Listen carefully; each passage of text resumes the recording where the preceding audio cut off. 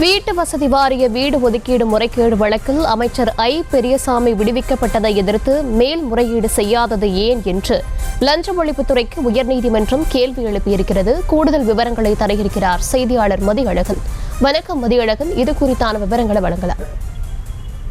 கடந்த 2008ஆம் ஆண்டு தமிழ்நாடு வீட்டு வசதி வாரியத்துக்கு சொந்தமான வீட்டை மறைந்த முன்னாள் முதலமைச்சர் கருணாநிதியின் பாதுகாவலராக இருந்த கணேசன் என்பவருக்கு ஒதுக்கீட்டில் முறைகேடு செய்ததாக தொடரப்பட்ட வழக்கில் அமைச்சர் ஐ பெரியசாமி விடுவிக்கப்பட்டதற்கு எதிராக சென்னை உயர்நீதிமன்றம் தாமாக முன்வந்து வழக்கை விசாரணைக்கு எடுத்துக்கொண்டது. இந்த வழக்கு நீதிபதி என் ஆனந்த் முன்பு இன்று விசாரணைக்கு வந்த பொழுது லஞ்ச ஒழிப்புத்துறை தரப்பில் ஆஜரான அரசு தலைமை வழக்கறிஞர் சி.எஸ். ராமன், அரசிடம் ஊதியம் பெறுபவர் பொது ஊழியர் என்பதால் ஆளுநரிடம்தான் வழக்கு தொடர அனுமதி பெற வேண்டும், அமைச்சர்களை நியமிக்கவும் நீக்கவும் ஆளுநருக்கு தான் அதிகாரம் உள்ளது என்பதால் வழக்கு தொடர அவர்தான் அனுமதி வழங்க வேண்டும் என்று உச்சநீதிமன்றம் தீர்ப்பளித்துள்ளதாக சுட்டிக்காட்டினார். இந்த வழக்கில் இருந்து விடுவிக்கக்கூடிய மனுவுக்கு லஞ்ச ஒழிப்புத்துறை 2023 ஜனவரியில் தாக்கல் செய்த பதில் மனுவில் விடுவிக்கக்கூடிய மனு விசாரணைக்கு உகந்ததல்ல எனவும், வழக்கு சாட்சி விசாரணை துவங்கிய பின் இடையில் விடுவிக்க கோர முடியாது என்ற நிலைப்பாட்டை தெரிவித்துள்ளதாகவும் குறிப்பிட்டார். குற்றச்சாட்டு பதிவுக்கு பின் குற்றம் சாட்டப்பட்டவர்களை விசாரணை நீதிமன்றம் விடுவிக்க முடியாது என்றும் தெரிவித்தார்.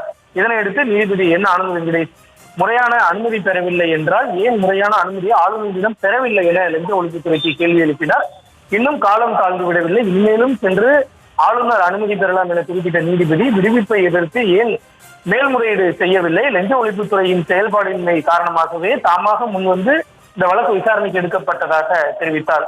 வழக்கில் இருந்து அமைச்சர் பெரியசாமியை விடுவித்த உடனேயே லஞ்ச ஒழிப்புத்துறை உரிய ஆவணங்களுடன் ஆளுநரை அணுகி வழக்கு தொடர அனுமதி பெற்றிருக்க வேண்டும் என கூறிய நீதிபதி சிறப்பு நீதிமன்றமும் ஆளுநரிடம் முறையாக அனுமதி பெறும்படி லஞ்ச ஒழிப்புத்துறைக்கு உத்தரவிடவில்லை என தெரிவித்தார். வழக்கு நீண்ட தூரத்தை கடந்து விடவில்லை, ஒரே ஒரு சாட்சி மட்டுமே விசாரிக்கப்பட்டுள்ளதால் ஆளுநரிடம் அனுமதி பெறலாம் என குறிப்பிட்ட நீதிபதி அமைச்சராக இருப்பவர் மக்கள் மத்தியில் சுத்தமானவராக இருக்க வேண்டும், அதிகாரத்தில் இருப்பவருக்கு எதிராகவும் நடவடிக்கை எடுக்கப்படும் என மக்கள் மத்தியில் நம்பிக்கை ஏற்படுத்த வேண்டும் என கூறிய நீதிபதி இந்த வழக்கினுடைய விசாரணையை தேதி குறிப்பிடாமல் ஒத்திவைத்துள்ளார்.